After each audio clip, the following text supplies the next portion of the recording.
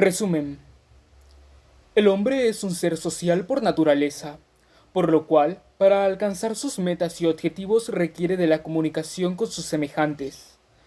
Las personas necesitan compartir lo que observan, piensan y sienten a través de un lenguaje. Por eso la comunicación se define como la creación de significados compartidos por medio de diversos fenómenos simbólicos.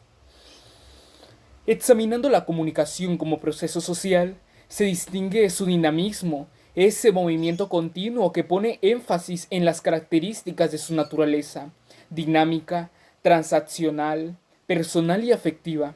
De acuerdo con tal naturaleza, el ser humano también presenta características propias para la comunicación, ya que él mismo considera un sistema generador de mensajes con capacidad para recibir información, procesarla y transmitirla. El lenguaje, como la comunicación, se considera de naturaleza social, pues nace en la gente y propicia la interacción de los grupos y la formación de sociedades. Los dos se complementan, ya que el lenguaje es un mero instrumento para comunicarse y la comunicación necesita del lenguaje para funcionar. Al hablar de comunicación oral, hablamos también de la lengua o el modo particular de expresarse de un grupo o pueblo.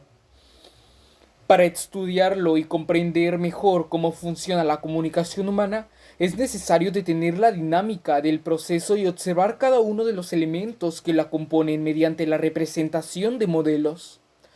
Los modelos sirven para ver la interrelación de los componentes y sus efectos o resultados tendientes a la aceptación o el rechazo de la comunicación. Diversos modelos demuestran estos componentes, entre los que se consideran básicos son el emisor, quien envía el mensaje con su contenido y tratamiento, el receptor, quien recibe el mensaje. Se añaden a estos los elementos que indican la respuesta y fidelidad del lenguaje, como son la retroalimentación y el posible ruido, los medios o canales utilizados para hacer llegar hasta el destinatario el lenguaje y, finalmente, el contexto social.